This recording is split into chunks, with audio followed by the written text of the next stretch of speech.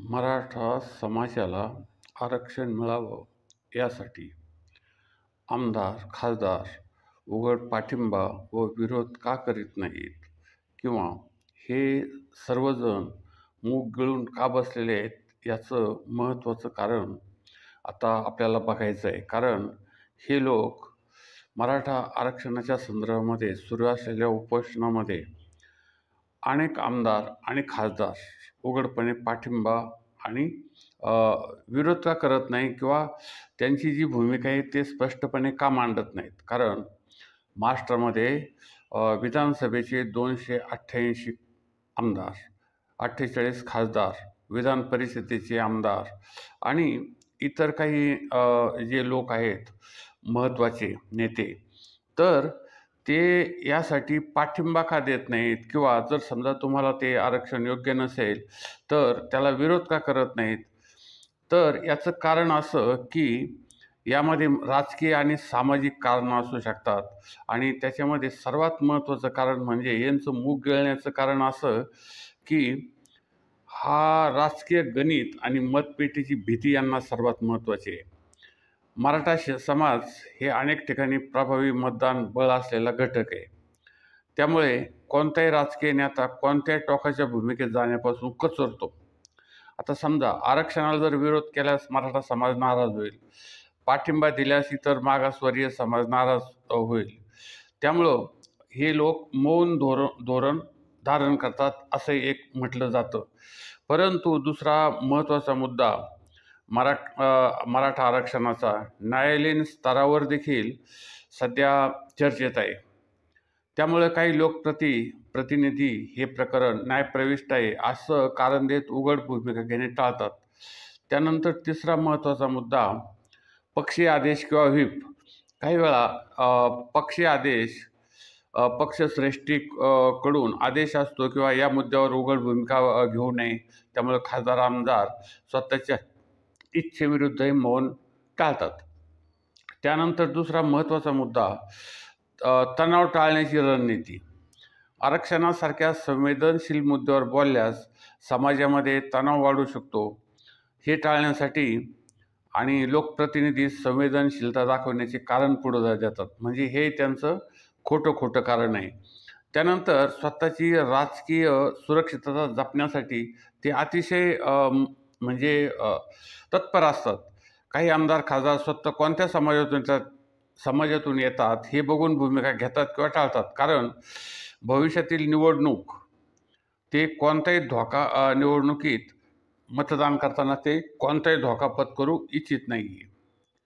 आणि मग काही ठिकाणी आरक्षणाबाबत स्वतःची राजकीय पोझिशन, समाजातील विविध गटाची भावना आणि निवडणुकीचा परिणाम याचा विचार करून मुद्द्यावर मौन बाळगतात किंवा फारच तोलून मापून प्रतिक्रिया देत असतात. आता यामध्ये काही खोल राजकीय, सामाजिक आणि निवडणूक धर्मी कारणं आहेत. त्याचे प्रमुख महत्त्वाचं म्हणजे मतपेटीचा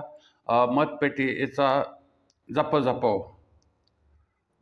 वाजप म्हणजे मतपेटी त्यांची जपून ठेवली राहिली पाहिजे. आता मराठा समाज हा महाराष्ट्रामध्ये 30% जास्त आहे. लोकसंख्या संपूर्ण त्यांची प्रभावी आहे 30%पेक्षा. अनेक भागात ते किंगमेकर असतात. म्हणजे कोणाला निवडून द्यायचं किंवा काय करायचं ते बरंचसं त्यांच्या हातामध्ये असतं. दुसरीकडं आरक्षणामुळं OBC, ST, SC या समाजामध्ये असंतोष निर्माण होतो.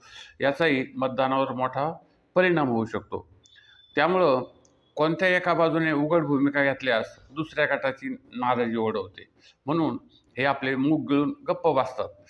दुसरं परिणामी कोणी नाराज होऊ नये ही भीती त्यांच्या मनामध्ये आहे. कारण आपण परत निवडणुकीला आपल्याला उभं राहायचं आणि ह्या माणसाने जर मतदान केलं नाही, या गटाने जर मतदान केलं नाही तर आपलं जे राजकीय स्थान ते धोक्यात येण्याची शक्यता आहे असंही त्यांना वाटतं. त्यानंतर दुसरं न्यायालयीन अडथळा. हे प्रकरण कोर्टात आहे असं त्यांचं म्हणणं असतं. कारण नेते म्हणतात हे तर कोर्टाच्या निर्णयावर अवलंबून आहेत असा पवित्रा घेऊन हे नेते स्वतःवर जबाबदारी त्याची येऊन देत नाहीत. त्यानंतर हे सर्व समावेश म्हणजे आंदोलक म्हणजे आता हे जे उपोषण चालू आहे यांच्या मागण्या भावनिक आणि संवेदनशील असतात. कोणत्याही चुकीच्या विधानानं आगीत तेल पडू शकतं. त्यामुळं नेते बोलण्याऐवजी मौन ठेवतात किंवा लवकरच तोडगा काढू असं फारच सर्वसाधारण विधान करत असतात. त्यानंतर दुसरा महत्त्वाचा यामध्ये भाग असा की सत्ताधारी आणि विरोधक एकमेकावर दोष टाकतात, पण कोणताही पक्ष ठोस उपाय देत नाही. पक्षांचं म्हणजे सर्व पक्षांचं नेत्याचं अधिकतर राजकीय फायदा कसा होईल याच्याकडे लक्ष असतं. त्यामुळं निश्चित भूमिका घेणं ते टाळत असतात.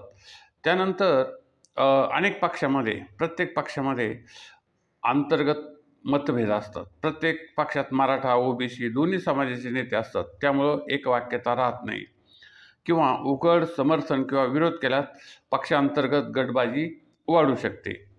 त्यामुळं या नेत्यांना परत निवडून यायचं आहे, मतांचा तोल राखायचा आहे, समाजामध्ये तणाव टाळायचा आहे आणि कोर्टाचा विषय प्रलंबित आहे असं सांगून स्वतःच्या राजकीय अस्तित्वाला धोका नको असं त्यांचं म्हणणं आहे. पण आता काही पक्ष जे महत्त्वाचे आहेत ते NCP आणि शिवसेना या पक्षामध्ये पक्षीय रणनीती आणि मतदानाची गणितं वेगळ्या प्रकारची आहेत. आगामी नगर परिषद निवडणुकीपूर्वी या पक्षांनी गोष्ट शांत ठेवण्याचा निर्णय घेतला आहे. कारण मराठा समाज हा त्यांचा सर्वात महत्त्वाचा मतदान गट आहे. त्यामुळे उघड समर्थन किंवा विरोध हे दोन्ही टाळून फक्त आपलं फोनवरून भेटी किंवा एक बोलणं वगैरे ते करू शकतात. आता BJP जे आहे ते अधिक सक्रिय भूमिका घेऊन जमिनीवर निर्णय घेण्याची गरज असल्याचे ठामपणे मांडतात. काही मंत्री स्पष्ट विरोधात बोलत पण एकूणच आरक्षण देण्यासाठी ते प्रयत्न करत असतात. आता त्यामध्ये हे आरक्षण देण्यासाठी त्यांना एक महत्त्वाची गोष्ट असली की सुप्रीम कोर्टाने जी निर्णय दिला त्यामुळे न्यायालयीन मर्यादा आणि संवेदनशीलता ही त्यांना सांभाळावी लागत आहे. सुप्रीम कोर्टाने मराठा आरक्षण रद्द केल्यामुळे 50% आरक्षण मर्यादा ओलांडल्याचा आधार बहुतेक नेते परत हे कोर्टात निर्णय अवलंबू नये असा प्रस्ताव दाखल करतात. त्यामुळं काही तर सरकारचं काही ताळमेळता पूर्ण असं विधानही काही नेते करत असतात. आता त्या मुख्यमंत्री एकनाथ शिंदे हे जे होते तर त्यांनी दोन्ही मराठा समाज आणि ओबीसी यांच्या हिताचं संवेदनशील संतुलन राखण्याचं स्पष्ट केलं. म्हणजे आम्ही दोघांना एक नाराज करणार नाही. त्यानंतर शरद पवार यांनी सांगितलं की हा प्रश्न संपूर्ण केंद्राचा आहे आणि ह्या आंदोलनावर कधी प्रथम मौनही राखलं होतं आणि त्यामुळं BJPने टीका केली होती आणि महसूल मंत्री बावनकुळे यांनी तर स्पष्टपणे विचार उचलले होते त्यावेळेस. आता काँग्रेसने आंदोलनाला संवेदनशीलता दाखवणारे विधानही केलं. म्हणजे फडणवीस म्हटले होते की 7 दिवसात हे आरक्षण लागू करू, पण ते पूर्ण झालं नाही. त्यानंतर जे ओबीसी समाजाचे जे लोक आहेत, छगन भुजबळ, गोपीनाथ पडळकर वगैरे ते जे असतील, हाके, लक्ष्मण, हे नेते मराठा आंदोलनावर उघड समर्थन टाळले. त्यांच्या भूमिकेवर राजकीय आदेश आणि समाजातील लेवल तणाव विचारात घेतल्याने मौन त्यांनी राखलेलं आहे. आता सगळ्यात मराठा, ओबीसी व इतर सर्व समाजांना नाराज न करता हे राजकारण चालू आहे. आता सुप्रीम कोर्टाने आरक्षण रद्द केलं आहे. सरकार हितसंबंधांना बाधा येऊ न देता एक आरक्षण देण्याचा प्रयत्न करत आहेत आणि विरोधक आणि सत्ताधाऱ्यांनी त्यांचं महत्त्वाचं पक्षहित आणि स्वतःचं हित याचा विचार करून भूमिका टाळलेली आहे आणि हा अत्यंत संवेदनशील मुद्दा असल्याने उघड भूमिका कुणी यामध्ये घेत नाही आहे. आता यामध्ये ओबीसी समाजात काही ओबीसी संघटनांनी जरांगे यांच्या आंदोलनाला विरोधात्मक आंदोलनाची सुरुवात केली आहे आणि काही ओबीसी नेत्यांनी प्रशासकीय दबावामुळे मौन धरलेलं आहे. आता कोणी मौन धरलं हे तुम्हाला माहीतच आहे. त्यानंतर NCP आणि शिवसेना निवडणुकी धोरणं पाहून पक्ष सक्रियपणे युद्धभूमी टाळत आहेत. शरद पवार यांच्या मौनाचे प्रश्न वाढत आहेत. BJPने त्यांचा राजकीय ताण निर्माण करण्याचा प्रयत्न केला आहे आणि मुख्यमंत्री आपले जे आहेत यांनी मात्र संतुलित दृष्टिकोन ठेवला आहे.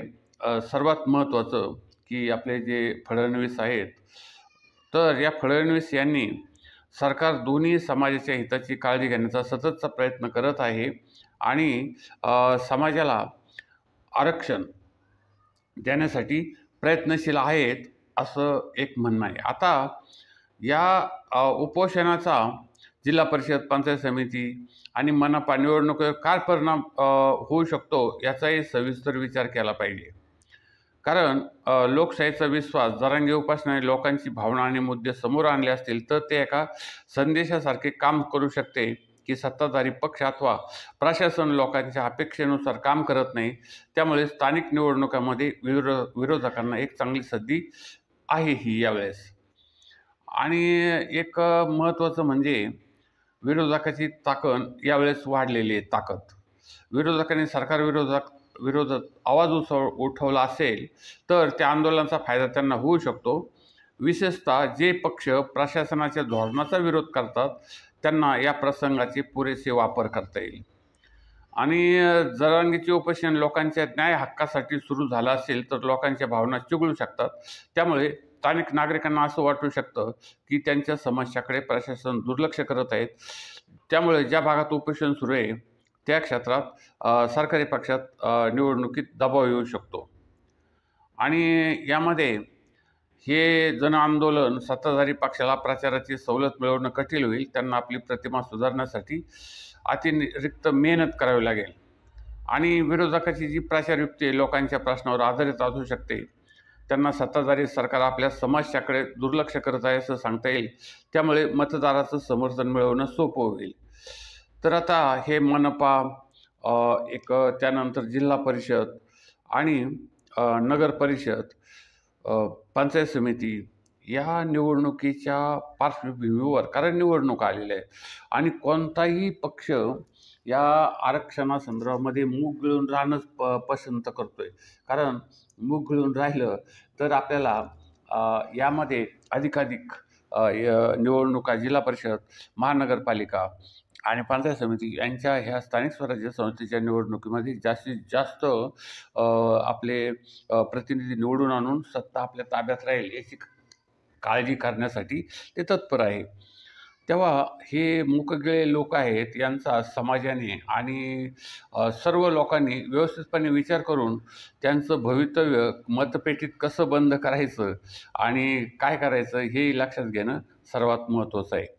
आमचं हे ATM न्यू वर्ल्ड चॅनल संपूर्ण महाराष्ट्रात, भारतात लाखोच्या संख्येने लोक बघत असतात आणि कॉमेंट करत असतात. आपण या चॅनलला जास्तीत जास्त शेअर, लाईक,